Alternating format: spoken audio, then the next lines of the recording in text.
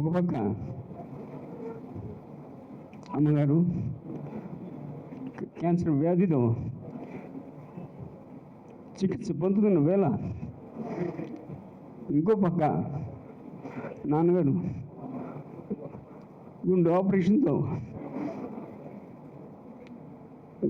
జరిగిందండి 1984లో.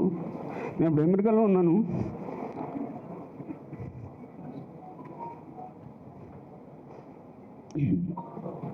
I'm sorry.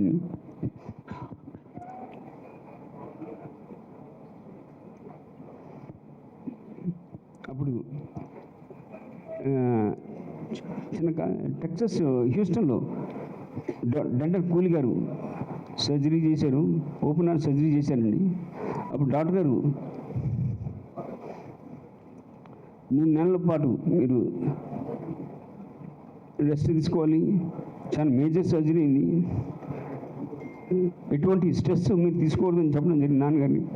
ఎందుకంటే ఆయన 1 కాదు 2 కాదండి, 3 కూడా కాదు, ఏకంగా 4 బైపాస్లు జరిగిందండి. మీకు చాలా జాగ్రత్తగా ఉండాలని చెప్పారు. మీకు తెలిసిన విషయంగా ఆయన చాలా మొండోడు, ఆయన జగముండి ఎన్టీఆర్, అదే ముందు ఆయన నడిపించింది. ఇది అప్పటి ప్రధానమంత్రి ఇందిరాగాంధీ ఇది తెలుసుకొని ఆయన అనారోగ్యంగా ఉన్నాననుకుని మర్చిపోయారు, ఆవిడ చాలా మొండోడని అనుకుని ఇక్కడ విషయంతో ఉన్న ఒక రాజకీయ నాయకుడితో చేయగలిపి క్రైసిస్ ట్రై చేశారు.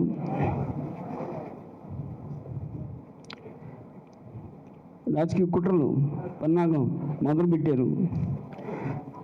ఇది నాన్నగారు అక్కడ తెలుసుకుని ఆయన చెవులో పడింది, ఇక్కడ ఏదో కుట్రలతో పన్నాగం పడుతున్నారని.